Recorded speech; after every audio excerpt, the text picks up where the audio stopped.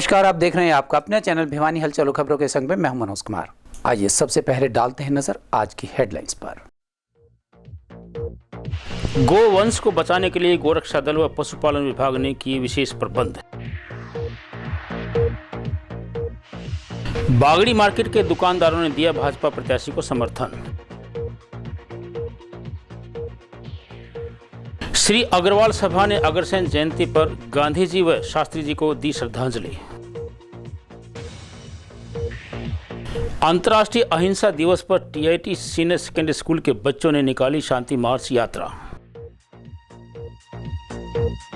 पाकिस्तान से लाई गई जोत से रोशन होगा माता का दरबार। भूपेंद्र सिंह हुड्डा ने गठबंधन प्रत्याशी के लिए वोट की अपील, कहा बदलेंगे हरियाणा को। और अब खबरें विस्तार से। श्राद्ध के दिनों में आने वाली अमावस्या के दिन शहर के गोवंश को बचाने के लिए गोरक्षा दल व पशुपालन विभाग द्वारा 12 अस्थायी बाड़े बनाए गए हैं। श्राद्ध के 15 दिन पवित्र माने जाते हैं, जिसमें पूर्वजों की पूजा अर्चना कर गायों को रोटी, खीर, पूरी, हलवा खिलाए जाते हैं। अधिक मात्रा में खाने पर उनकी हालत बिगड़ जाती है और यहाँ तक कि मौत भी हो जाती है। इन गोवंशों को बचाने के लिए पिछले 15 दिनों से गोरक्षा दल और पशुपालन विभाग भरसक प्रयत्न कर रहा है। एडवोकेट पवन कुमार ने बताया कि संजय परमार की टीम प्रतिवर्ष गोवंश को बचाने के लिए अच्छा कार्य करती है, ताकि लोगों को पुण्य के चक्कर में किए गए पाप से बचाया जा सके। गोरक्षा दल भिवानी के जिला प्रधान संजय परमार ने बताया कि श्राद्ध की अमावस्या को देखते हुए गोवंश को बचाने का कार्य किया गया, जिसमें हर साल सैकड़ों गायों की पुण्य कमाने के उद्देश्य से मौत हो जाती थी। हर साल की भांति इस वर्ष भी पशुपालन विभाग टीम द्वारा पिछले एक सप्ताह से टीमें बनाकर लोगों को जागरूक किया गया। गोवंश को बचाने के लिए शहर में 12 जगह अस्थायी बाड़े बनाए गए थे। उनके द्वारा 500 युवाओं की टीम बनाई हुई है, जो शहर और गांव में जाकर लोगों को जागरूक कर रही है और पीड़ित गायों को उपचार दे रही है, जिसमें पशुपालन विभाग पिछले 15 दिन से साथ दे रहा है। ये हर साल की तरह प्रक्रिया चलती है हमारी। तकरीबन शहर के अंदर मैंने 12 जगह पर अस्थायी बाड़े बनाए हैं जगह जगह पे। तो उन बाड़ों के अंदर हम है ना आसपास की गोवंश को रोक देते हैं, ताकि आज के दिन लोग है ना उसमें अत्यधिक मात्रा में गोग्रास ना देने पाए। उन बाड़ों में हमने अलग अलग जगह पे आदमी बैठा रखे हैं और बाहर पे एक ड्राम रख देते हैं। हम कह देते हैं एक टुकड़ा अंदर दिया और बाकी का इस ड्राम में डाल दे। हम उसको फिर है ना बाद में हम उसको थोड़ा थोड़ा मात्रा में करके सबको खिला देंगे। तो आज ये प्रक्रिया हमने 12 जगह पे अस्थायी बाड़े बना रखे हैं। लेकिन अभी भी काफी गोवंश बहुत ज्यादा रोड पे था, अभी भी रोड पे है और हम उम्मीद करते हैं कि वो है ना आगे कोई उनके साथ मिस हैपनिंग ना हो। काम कर रहे हैं अभी हमारे पास है ना तकरीबन 500 लड़के 3 दिन से लगातार लगे हुए हैं और 3 दिन से सोए नहीं हमारे लड़के।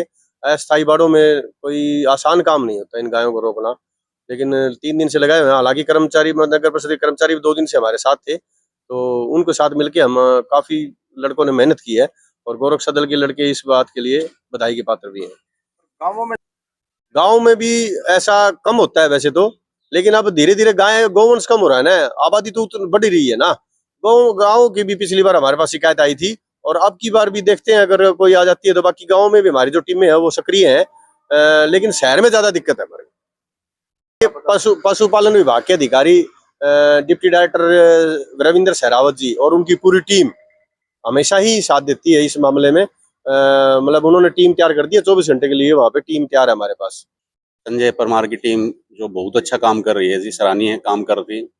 हम भी समय समय पर इनके लिए योगदान करते रहते हैं, जितना भी बन पड़ता है करते हैं गाँवों के लिए। लेकिन आज मैंने देखा, मैं खुद घूमा हूँ शहर में और जगह जगह जाके मैंने देखा, तो जिन्होंने जो बाड़े बनाए हैं ये सराहनीय काम है और लोगों को इस लिए जागरूक होना पड़ेगा कि कोई भी मान लिया अमावस्या के दिन आप अमावस्या रोज अमावस्या को तो आप गायों की चिंता करते हैं, उनके लिए रोटियां निकालते हैं। मैं कहता हूँ गऊ के लिए आप हरे चारे की व्यवस्था जरूर करें, जिसका जितना सामर्थ्य है। मान लिया 5 किलो, 10 किलो, 2 किलो हरा चारा अगर आप गऊ को दोगे, गौशाला में दोगे, गाय को दोगे, उससे ज्यादा धर्म होगा, न कि गऊ की हत्या करके। आप अमावस्या के दिन ज्यादा रोटियां, पूरियां और तला हुआ गऊ खिलाते हैं, उससे उनकी मृत्यु होती है, जो कि बहुत निंदनीय है। सरकार, देखो मैं कहता हूं कि सरकार बातें करती है, ज्यादा गऊ के लिए करती नहीं कुछ। उन्होंने एक जागरूक अभियान चलाना चाहिए। खासकर देखो शहरों में तो दिक्कत आ रही है कि गऊ बांधने के लिए छोटे छोटे मकान हो गए, जगह नहीं है। अब गाँव में आप जाके देखो स्थिति ये होगी कि गाय को रख के कोई राजी नहीं है।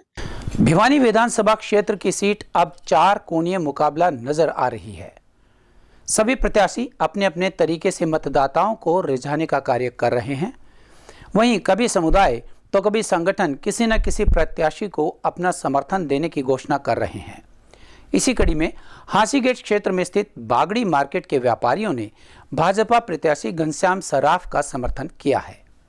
उन्होंने कहा कि घनश्याम सराफ साफ छवि के नेता हैं। उनका विश्वास है कि भाजपा प्रत्याशी भिवानी में विकास की गति को रुकने नहीं देंगे और व्यापारियों व दुकानदारों की समस्याओं का तुरंत प्रभाव से निवारण करेंगे।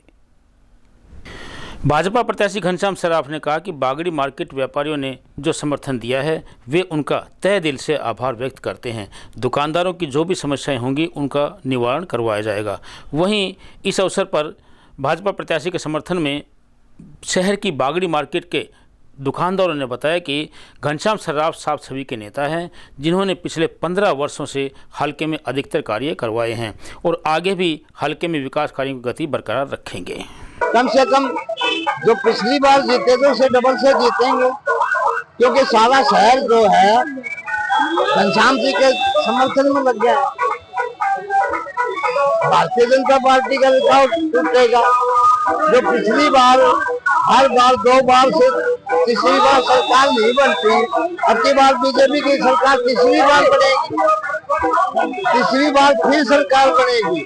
जो आज तक इतिहास में हरियाणा में कभी किसी की तीसरी बार सरकार ही नहीं बनी। ये बागड़ी मार्केट में आए हैं, आज पहली दफा जो मैडम किरण चौधरी के जितने भी सपोर्टर थे वो काम में लग गए हैं।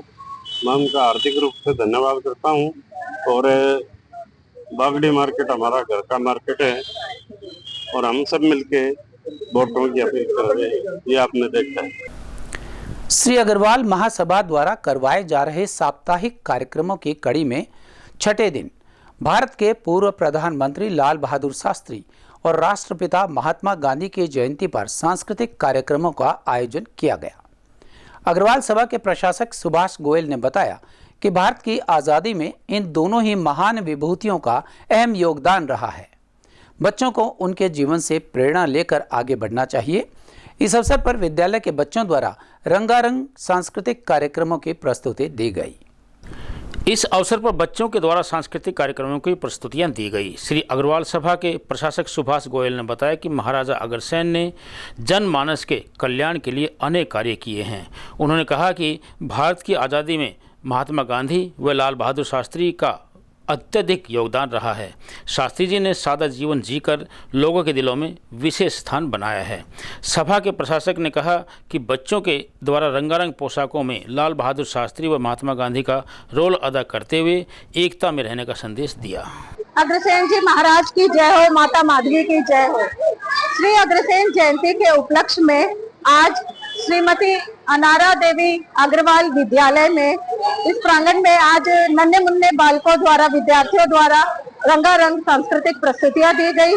प्रस्तुतियों के माध्यम से उन्होंने बहुत ही अच्छा संदेश भी दिया है जो वास्तव में सराहनीय है और जो शिक्षकगण है उनकी मेहनत भी साफ झलक रही है। प्रधानाचार्य ऋतु खेमका को भी मैं बधाई देना चाहूंगी। और श्री अग्रवाल सभा रजिस्टर्ड भिवानी द्वारा आयोजित यह कार्यक्रम बहुत ही सराहनीय है। मैं उनके प्रधान श्री सुनील सराफ जी और उनकी पूरी टीम और जयंती संयोजक टीम को बधाई देना चाहूंगी, साधुवाद देना चाहूंगी। बहुत ही अच्छा और सराहनीय प्रयास रहा है और सभी को एकजुट और संगठित होकर साथ में लेकर चलने का एक संदेश जो सराहनीय है।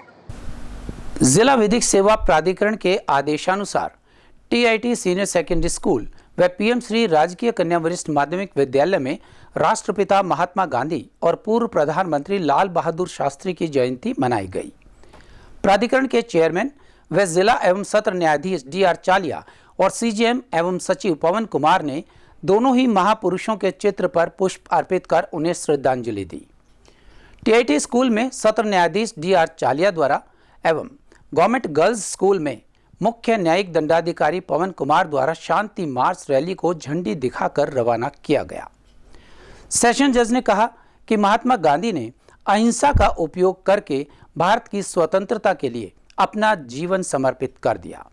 उन्होंने कहा कि पूर्व प्रधानमंत्री लाल बहादुर शास्त्री ने जनता को प्रबंधन का विशेष ज्ञान दिया और कहा कि जरूरत के समय एक शाम उपवास करके जीना सीखो। उन्होंने जय जवान जय किसान का नारा भी दिया। सेशन जज डी.आर. चालिया ने बच्चों को संबोधित करते हुए कहा कि राष्ट्रपिता महात्मा गांधी ने अपने शक्तिशाली पूर्ण अहिंसा का उपयोग करके भारत की स्वतंत्रता के लिए अपना जीवन समर्पित कर दिया। इसलिए न केवल भारत में बल्कि दुनिया में इस दिन को अंतर्राष्ट्रीय अहिंसा दिवस के रूप में मनाया जाता है। गांधी जयंती हमें उनके शांति और अहिंसा के सिद्धांतों की याद दिलाती है। गांधी जी सत्य को भी सभी सद्गुणों का आधार मानते थे। उनका मानना था कि सत्य बोलना चाहिए और ईमानदारी और निष्ठा से जीवन जीना चाहिए। इस वर्ष की थीम स्वच्छता ही सेवा है, जो कि स्वभाव स्वच्छता, संस्कार स्वच्छता को लेकर रखा गया है। उन्होंने देश के पूर्व प्रधानमंत्री लाल बहादुर शास्त्री के संबंध में बताया कि देश में खाद्यान्न संकट उत्पन्न होने पर शास्त्री जी ने देश की जनता से आह्वान किया था कि पेट पर रस्सी बांधो, साग सब्जी ज़्यादा खाओ, सप्ताह में एक शाम उपवास करो। हमें जीना है तो इज्जत से जिएंगे, वरना भूखे मर जाएंगे। बेइज्जती की रोटी से इज्जत की मौत अच्छी रहेगी। उन्होंने जय जवान जय किसान का नारा दिया। यह नारा 1965 के भारत पाकिस्तान युद्ध के दौरान दिया गया था। वहीं सेशन जज डी.आर. चालिया ने टीआईटी सीनियर सेकेंडरी स्कूल की लाइब्रेरी का शुभारंभ भी किया, जबकि सीजेएम पवन कुमार ने गवर्नमेंट गर्ल्स सीनियर सेकेंडरी का निरीक्षण किया। उपस्थित हुए हैं। कल हमारे राष्ट्रपिता महात्मा गांधी जी का जन्मदिन है और साथ में हमारे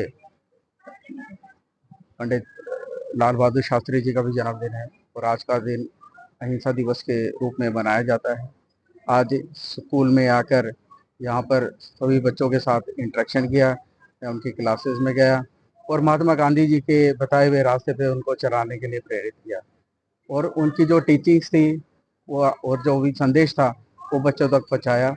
मैंने इसी के साथ यहाँ पर ही हमारे प्राचार्य महोदय और जितने भी अध्यापिकाएँ हैं उनसे मैंने यही रिक्वेस्ट करी कि बच्चों में अच्छी आदतें रहें, अच्छे उनमें गुण आने के लिए जो संदेश दें और अच्छी एजुकेशन इनकलकेट करें।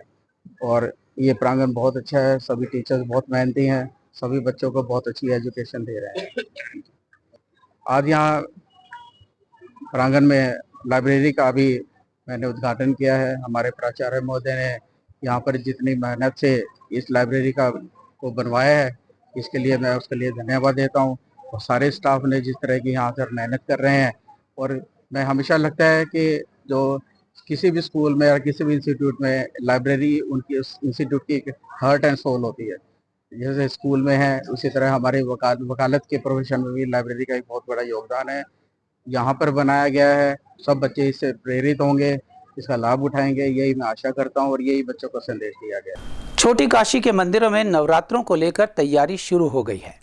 इस बारे में दुर्गा मंदिर के पुजारी ने बताया कि नवरात्रों में माता की अखंड ज्योत लगाई जाती है, जिसके दर्शन करने दूर दराज के क्षेत्र से लोग यहां पहुंचते हैं।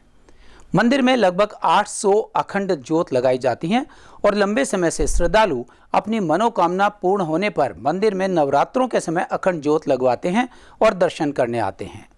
प्रतिदिन माता की पूजा अर्चना कर भजन संध्या का आयोजन भी किया जाता है।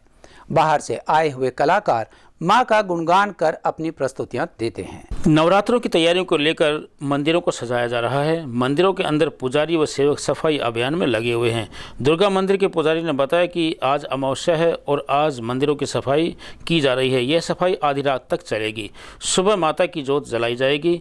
दुर्गा कॉलोनी के मंदिर की जोत पाकिस्तान से लाई गई है। उन्होंने कहा कि इस जोत को पूर्वजों के द्वारा विभाजन के समय पाकिस्तान से लाया गया था, जिसकी मनोकामना दूर दूर तक पूरी होती है। यहाँ पर लोग दूर दूर से माता के दर्शन करने आते हैं और माता इनकी मनोकामना भी पूर्ण करती है। साथ ही उन्होंने कहा कि यहाँ पर करीब 800 अखंड जोत भी जलाई जाती हैं। भक्त अपनी मुराद पूर्ण होने पर यहाँ पर एक जोत अवश्य जलाते हैं। हमारे पिताश्री जो कि पाकिस्तान में रहते थे और पाकिस्तान में माँ ने आदेश दिया कि अब यहाँ लड़ाई होने वाली है और यहाँ से जगह स्थान छोड़ दो यहाँ से। फिर वहाँ से माँ का जैसे आदेश हुआ तो हमारे पिताश्री वहाँ से पाकिस्तान से निकल चुके और उन्होंने हमारे जो चाचे ताऊ वगैरह वो जो थे उनको भी कहा, परिवार वालों को भी, यहाँ अब लड़ाई छिड़ने वाली है तो यहाँ से स्थान छोड़ दो। लेकिन वो हमारे साथ नहीं आए। हमारे पिताश्री, एक हमारा बड़ा भाई था वो साथ आया था और साथ में ही माँ का आदेश था कि मेरी ज्योति जो है आपके पास रखना ताकि तुम्हारा कोई बाल बाका ना कर सके। जब हमारे पिताजी यहाँ आए तो साथ ही हमारे एक जो है पाकिस्तान की जोत है, ये जोत जगल नगरी यहीं पे ये पाकिस्तान से लाई गई है। और यहाँ पर नवरात्रों में माँ भगवती के दरबार में बड़ी दूर दूर से भक्त लोग आते हैं, जो भी मन के अंदर आस रखते हैं, जो भी मुराद लेके आते हैं, उनकी मनोकामना पूरी होती है, उनकी मुराद पूरी होती है। और जब उनका काम सिद्ध हो जाता है तो यहाँ माँ के चरणों में अखंड दिया लगाते हैं, जो कि नवरात्रों की तैयारी चल रही है। और नवरात्रि तैयारी चक्कर में जो है हम यहाँ सेवादार लगे हुए हैं सेवा के लिए। जो भी भक्त यहाँ पर मनोकामना मांगता है उनकी मनोकामना पूर्ण होती है। और अब चलते चलते नवरात्रि का पर्व हिंदू धर्म के सबसे महत्वपूर्ण और पवित्र त्योहारों में से एक है। इस दौरान माता दुर्गा के 9 रूपों की पूजा की जाती है। हर साल यह पर्व 4 बार आता है, जिसमें से 2 गुप्त नवरात्रि होती हैं और एक चैत्र तथा चौथी शारदीय नवरात्रि होती है। इस साल शारदीय नवरात्रि का आरंभ सर्वपितृ अमावस्या के दूसरे दिन यानी कि 3 अक्टूबर से शुरू हो रहा है और इसका समापन 11 अक्टूबर को होगा। इन 9 दिनों में मां दुर्गा के 9 स्वरूपों की पूजा की जाती है, जो जीवन के विभिन्न पहलुओं का प्रतिनिधित्व करते हैं। शारदीय नवरात्रि के आरंभ में कलश स्थापना करने का विधान सदियों से चला आ रहा है। मान्यता है कि जब भक्त घरों में कलश की स्थापना करते हैं और श्रद्धा भाव से पूजा करते हैं तो उनकी मनोकामनाओं की पूर्ति होती है और सदैव खुशहाली बनी रहती है। इस साल शारदीय नवरात्रि की प्रतिपदा तिथि पर 2 शुभ मुहूर्त बन रहे हैं। शारदीय नवरात्रि कलश स्थापना मुहूर्त 3 अक्टूबर प्रातः 6:19 से प्रातः 7:23 तक बनता है। कलश स्थापना का अभिजीत मुहूर्त 3 अक्टूबर प्रातः 11:52 से दोपहर 12:40 तक का है। यह पर्व मां शैलपुत्री की पूजा से शुरू होता है और सिद्धिदात्री माता के पूजन के साथ समाप्त हो जाता है। माता के ये 9 रूप साहस, करुणा, ज्ञान और शक्ति जैसे विभिन्न गुणों का प्रतिनिधित्व करते हैं। शारदीय नवरात्रि राक्षस महिषासुर पर देवी दुर्गा की जीत का प्रतीक भी है, जो बुरी ताकतों की हार और अच्छाई की विजय को दिखाती है। शारदीय नवरात्रि का व्रत श्री रामचंद्र जी ने रावण पर विजय प्राप्त करने के लिए किया था।